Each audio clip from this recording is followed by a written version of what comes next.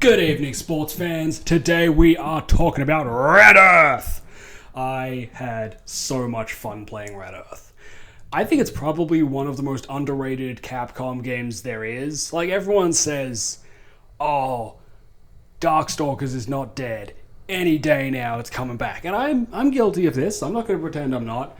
I am a huge copium enthusiast when it comes to Darkstalkers, and a bit of it is just like a fun, facetious joke, and a bit of it is because I really wish Darkstalkers was back. I love Darkstalkers. We're not here to talk about Darkstalkers though, we're here to talk about Red Earth, which I love as well. Fuck me. Yeah, so Red Earth. This video is going to be split into two sections. Just one video though, not doing a fucking second video for it. First, we're going to talk about the 4 playable characters, and then we're going to talk about the bosses, because I feel like if I just talk about the playable characters, that's not the full experience. Because Red Earth is weird, right? Red Earth is an RPG fighting game. It's got, like, a single-player story. I'm not talking about any of the story shit. I'll be real, I fucking skipped all the cutscenes. But there is, like, attempts at narrative here. It feels more like a home release title than an arcade game. And I think that's fascinating. But yeah, I guess first up is Tessa. Because I'm playing left to right. Tessa... Okay. I'm not going to say anything controversial with this. Everyone loves Tessa, and for good reason. She's got a fun design, she's got crazy, wacky moves that are very cartoonish. Yeah, Tessa's great. Especially her job. She's not a wizard or a sorceress or whatever, although she does have sorceress as one of her level up titles. She's a magician, and that plays so well into how some of her moves work. She doesn't feel like she's going to stand upon a mountain and cast fireball, lightning, tornado, whatever bullshit. She is just doing sillier stuff. She's not a silly character, I will say, but the way she's just kind of... Her moves have so much fun and exciting goofballiness to them. I love Tessa. Aesthetically, did not enjoy playing her as much. I think she was probably my least favorite character to play, but I still had a decent time. I found her to be kind of just alright, but also I can recognize part of this is because I was very new to playing Red Earth at this point. So I'm kind of getting the feel of it, and Tessa suffers the consequences of my inexperience. And I don't want to hold that against her. I recognize it's kind of unfair to have such a bias, being like, well, my first time just wasn't that good. And I feel shitty about saying that, because it's unfair. It's mean, right? It's a bad interpretation. So, I will admit, there is a lot of fault in my playing Tessa and having a bad time, because I was new to the game. In saying that, even then, I'm still not that into playing Tessa. I think she's just a little bit too complicated for me. Especially, and I know, like, SVC Chaos especially, I can't wait to talk about that game, because it's fucking insane. I love that game. I don't like Tessa in that game. But yeah, Red Earth, Tessa's fine. One weird thing, her light punch, she's got this little staff that floats behind her. That's her light punch. And it works like a puppet fighter. It's fucking weird. Like, it's a cool idea. I think the idea that she's manipulating things around her with magic is cool. Why did they make her have a fucking puppet fighter for her light punch? It's very odd. I remember she's got a quarter circle back kick that you unlock at level 6. I'll talk about the leveling system more with Leo, I think. At level 6, you unlock this quarter circle back kick where she pulls up a cannon. I fucking love this move. It's fun, it looks cool, it's a pretty good move in general, and it plays into this playful, silly side to which she specializes, to which she looks great and does best. I fucking love Tessa. Tessa like I said, aesthetically, you rock. I'm pretty sure I also said that I had a miserable time. And I think I'm going insane. Anyway, let's talk about Leo. And also the leveling system, because he's kind of the best example of it. Leo is definitely the big protagonist of the series. You know, when you boot the game up, he's the first character selected, even though it's Tessa to the left of him. And like I said, I went left to right. Leo, I'm going to open up with one big complaint. His name, Leo, he's a lion, and his design is just a Conan-esque barbarian with a lion head. I think he is very inspired in the immediate sense. I don't want to say he's boring. I will say he leaves a lot to be desired, but he makes up for it. Oh, it's so fun to play. Playing Leo, he feels heavy, but kind of like Sagat can feel heavy, where yeah, like he's going to be a little slower, he's going to be a little heavier, to keep it simple. But when you hit with him, oh, he feels fucking awesome. He feels like he's got so much weight behind everything he does. I fucking loved Leo. He was so cool. I had so much fun with Leo. I even got this sick decapitation with him, because, you know, he's got a sword, he's got a shield. When I got to the final boss, Scion, I'll fucking talk about that weirdo later. I killed him in his second phase.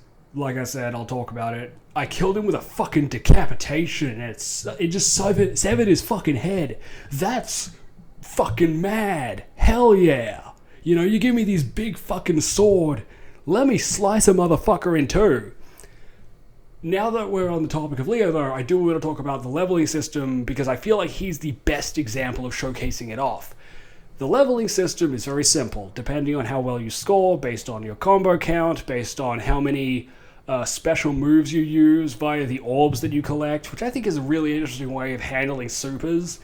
If you do use them, you'll get less score at the end and less healing at the end. But if you can use them and they connect, because they can be blocked, they tend to do mondo good damage. And that's cool. I think it's a really good risk-reward system. But you score well enough, you level up, you'll get a new title, you'll get some message like, resistant to fire, resistant to poison, resistant to wind. You know, fire I get from Hausa, wind I can see from Lavia. I don't know who the fuck does poison damage.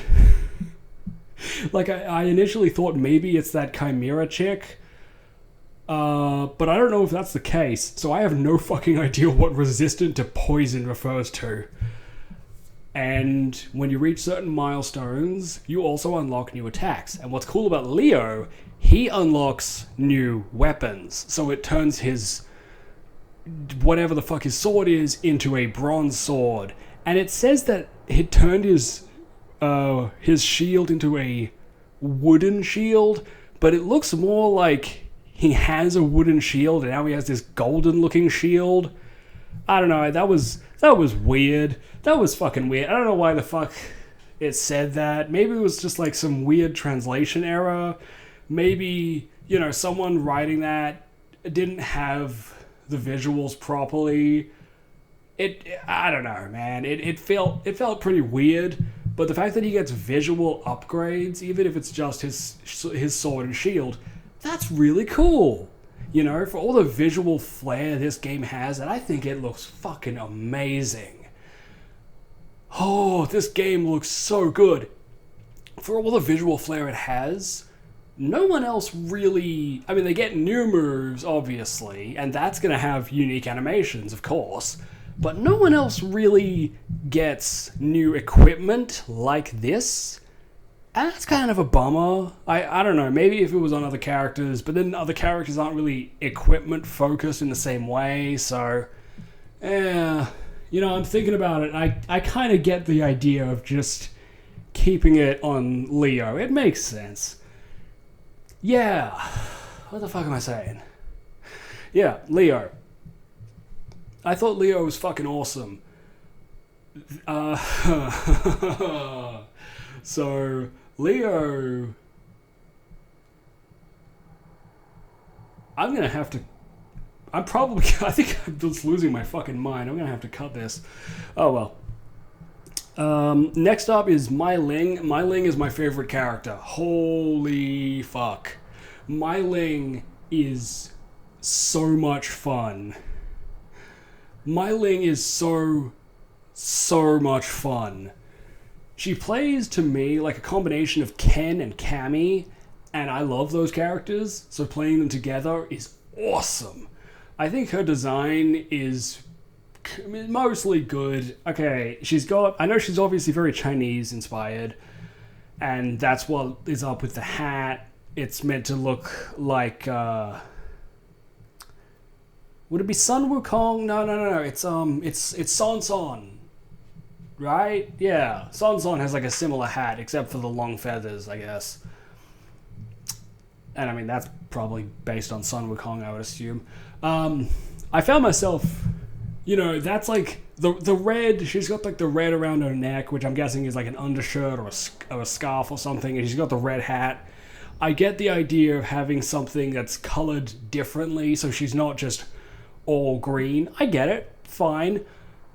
I don't know if I'm the biggest fan of how that looks, but I think the rest of her armor is really good. I like the way it looks scaled, which I think is very cool. I like the elbow pad spikes that for some of her attacks slide down and she uses them as knuckle dusters. I think that's sweet. I think that's such a fun idea. I had so much fucking fun playing her. For the first two characters, it was very much a growing pain scenario. By the time I got to Mai Ling, I'm like, no, yeah, we got this. Oh, she was so fucking fun. Just, you know what? Fun fact, I beat both the special stages, which comes after... what the fuck are their names? It comes after the Chimera, whose name I forget, and the Aztec robot, whose name I forget. Fucking hell, they couldn't come after any of the other bosses. No, it had to be those two. Fuck, alright. So, they're kind of similar to the breaking the barrels and the beating up a car things. From Street Fighter 2, you break the barrels to help teach you like high, low, mediums, and the car is a good like combo exercise and just focused around like specific damage points in as much time as possible. And these are similar. I didn't have a great time with them generally. I mean, they're very rewarding, but also everyone pouts when they lose. But no, Mai Ling, I got both of them done. Perfect score, 30,000 points. Very satisfying. I even got her A rank ending, which requires less than 4 continues, and I'm pretty sure I used more than that, but I guess once you reach certain thresholds, it doesn't really matter. I don't know. So, okay, Mai Ling makes me sad for one specific reason. Mai Ling makes me sad because Tessa might make a comeback. I genuinely believe they should put Tessa in Street Fighter 6. She's a scientist magician from a fantasy world. Make a fucking way. I don't care how. She just magics up a portal. I mean, most people would probably say if you want to put a magical girl, if you want to put a magical woman, lady person in Street Fighter, bring back Manat. Yes, I agree. I actually do think Manat should make a comeback. But if there was any guest character I could add, it would be Tessa. Tessa would be great in Street Fighter. Give her an alternate outfit where she's dressed like a modern magician. It would be great, But Mai Ling, I don't think Mai Ling's playable in anything else. I haven't checked, I'll admit. Maybe she is in other things playably. I know she's got a cameo in CVS 2 in the same stage that Shenko, and I think it's Athena's partner from King of Fighters shows up in, and maybe their trainer as well, because I know they're Chinese. And, you know, that's cool. It's cool, you know, have all the Chinese characters from both companies make cameos in a very Chinese stage. Sure, nothing wrong with that.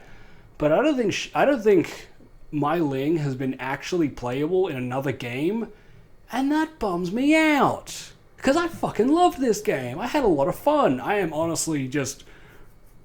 rambling on because I have a seemingly lot to say, and also it makes editing easier because I don't have to cut it into smaller clips. But yeah, you know, when Darkstalkers, you know, people say like, oh, I can't wait for Darkstalkers to come back. I know I'm bringing up Darkstalkers a lot. There's a reason. Shut up. With Darkstalkers, I can play Darkstalkers 1. I can consider playing Darkstalkers 2. I can play Vampire Savior. I can have a fucking awesome time with 3 very different experiences. If Street Fighter only went to Street Fighter 3 and they never made Street Fighter 4, that would be absolute horse shit. But no one would be saying, damn, I have to play Street Fighter 2 if I want to play Ryu. I have to play just the one game. No one says that, because you can play multiple games. If you really like how they play in a certain game, you can do that. In Mai Ling's case, and this obviously goes for all 4 characters, they don't show up again, playably, in the majority of Capcom's entire fucking library. I don't think any of them are in the MVC games, or at least they're not in the first 2. I don't think they're in 3, and I'm pretty fucking certain none of them are in Infinite. They're not in CVS playably. They're not just featured in fucking anything outside of Capcom Fighting Evolution, which at least gives us 2 playable bosses, and you have to give credit where it's due. That's a great choice. But, you know, it's just having such a fun time with Mai Ling and not being able to have new fun experiences with Mai Ling bums me the fuck out. That sucks. Are you fucking kidding me? That's fucked. Alright? The fact that we'll never likely get another Red Earth makes me sad. The fact that these characters, even if they were put in even if they were put in modern crossover titles, it would probably just be Tessa. And that sucks. I love Tessa. Not playing her as much, but still. But I want to see Leo and Mai Ling, and yeah, they could bring Kenji back. Let's talk about Kenji. He plays like Ryu, and I think that's cool because I like playing as Ryu, but I think that's boring because that's it.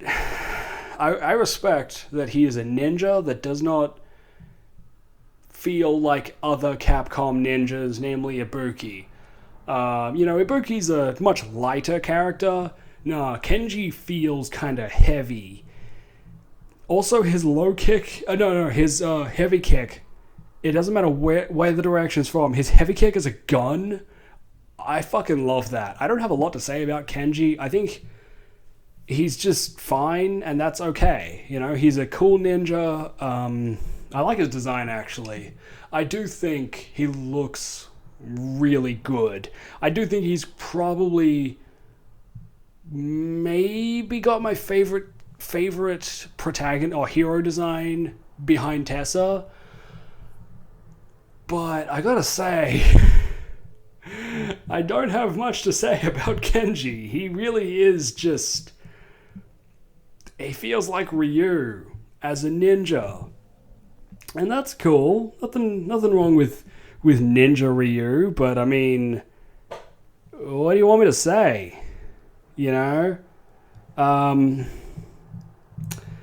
Fuck, I have been rambling for 20 minutes. I'm going to go take a break and then come back and talk about all the bosses, the monsters. Let's fucking go. Woo!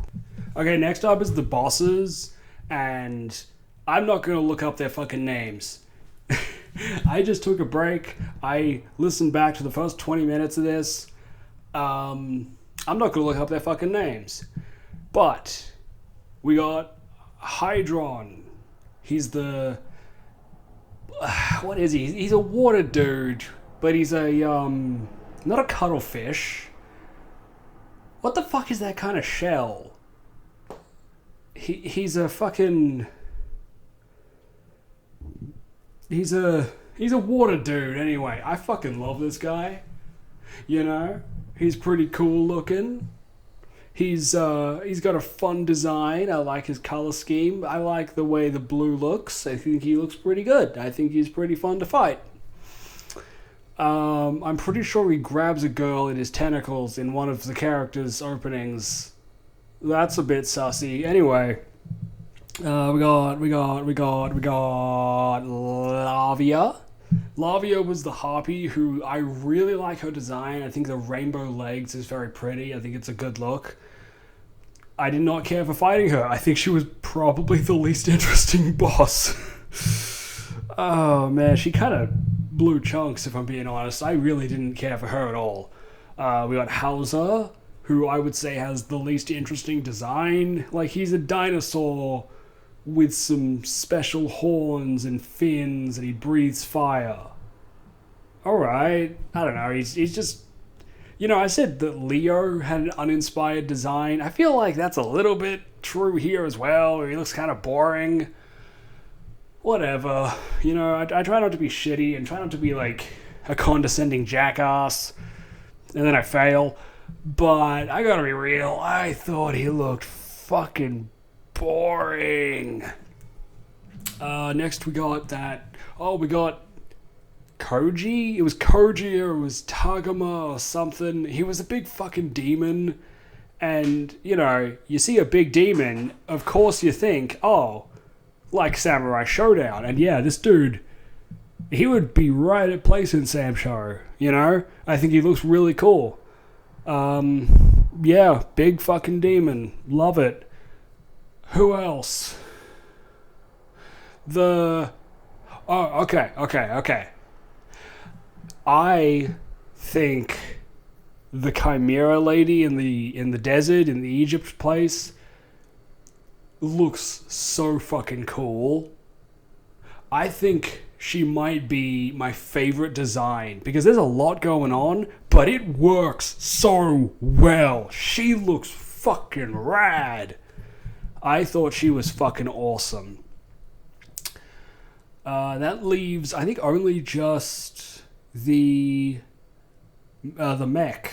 This four-armed Aztec,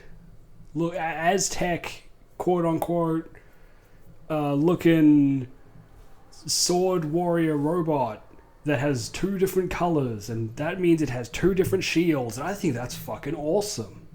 If it's in its red form, it has a shield that bounces projectiles back at you, and if it's in its green form, it has just a regular shield that maybe has like more resistance or something, I don't know. But that's cool. I like that it kind of has a stance fighter aspect where it can change how it approaches you. I think that's very interesting. I think it's a fun design. Also, I think would look really good in Samurai Showdown.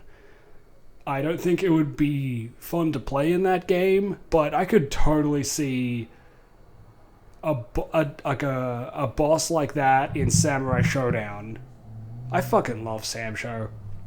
Anyway, you get through all those bosses, unless I've missed one. No. You get through all those bosses, and then you fight the sub-boss, whose name is Blade. Blade is a little crystal that has, I think, a ghost in it or some shit that takes over an armor. And that's awesome. I love poltergeists. I love, like, possessed armor. I think shit like that always looks cool. So Blade goes fucking hard, right? Blade goes so fucking hard. Blade has this big spike on his head, and it makes me wonder, is that meant to look like a pompadour? I don't think it is, but I can see someone maybe sneaking that in, thinking that was the intent. And I think that's fun. I think it's a good design in general. I like that he loses his cape as you fight him. Anything like that, someone removing their cape can always look cool. Even though I know it's from me damaging him, it makes me think of the scene in Street Fighter 2, the animated movie, where Ken and Ryu go to fight Bison and he throws his cape off. And he's like, I'll fight you at your own level. It kind of gives me similar vibes of like, oh, we're taking the fight seriously now. He has a sick attack where he throws out a projectile, and if you get caught by it, you're trapped in a mirror, and then he extends out his like lance, because it looks like, I think, your immediate assumption is it's a sword. It looks more like a lance to me, but maybe that's because I play too much lance in Monster Hunter, because it's the best weapon. Don't fucking at me. But like he slams it forward and stabs through the mirror, and that shatters, and that's such a cool attack. That's so fucking cool. Oh, Blade was rad. And then that just leaves Scion. And before we talk about Scion, I gotta talk about his fucking weird arena. I mean, it's fitting because Scion's weird as shit too. First thing you see, it goes from like the ceiling and well, not the ceiling, but like the upper end of the room, and the camera pans down, and the first thing you see, he's got a fucking Maui head for some reason. And then on the left side, he's got a big-ass cauldron that there's a cultist in the back stirring shit in. And to me, and this might just be me, it looks like it's got the slime faces from Dragon Quest, or at least something that's very Akira Toriyama-esque. That's how it looks to me, at least. And then on the other side, he's got Edvard Munch's The Scream for some reason. I don't know why. Generally speaking, I think the stages in this game look pretty good, and it doesn't not apply to the final stage with Scion, but it's weird, but it's strange, but it's weird. What the fuck is this stage? It's bizarre. So now we're going to talk about the actual boss fight. Okay, so Scion, I'm doing all this off memory. He has 2 dragons, or like tiny wyverns, I guess. And they have different breaths. He's really good at playing keep away. A lot of the bosses in this game are zoners heavily. Scion is such a fucking zoner. He's a wizard dude, and he's flying around, or he's levitating, and he's got his little wyvern friends to blast your ass from a distance. It's all just a big game of keep away. And okay, I see a blue wizard doing all this weird shit. This motherfucker is an agent of Zinch. This motherfucker is adhering to the Chaos God Zinch, and that especially comes through in Phase 2, where he gets rid of his cape and he exposes that big fucking brain that's just taking over his entire back, and he looks so weird. He looks weird. I love it. I really love how fucking bizarre he looks. But he looks strange. He looks fucking weird. Why did they design him like that? But whatever, he zones me the fuck out. I play as Leo and chop his fucking head off and split the brain in half. Yeah, I love Red Earth. I really do. I love Red Earth. I love fighting games. I still don't have a proper outro, but I don't want this to just end like the last video. So, yeah, hit subscribe, please. And then next, I think I'm going to talk about Chaos Code, which is not a Capcom game. I think it was published by Axis. That is a totally different vibe. It's still a fighting game, but believe me, it's... Okay, Red Earth is weird. Chaos Code is weird. So look forward to that next time. And peace out, sports fans. Daddy loves you, but that's not me. I'm not your daddy. Don't be fucking weird.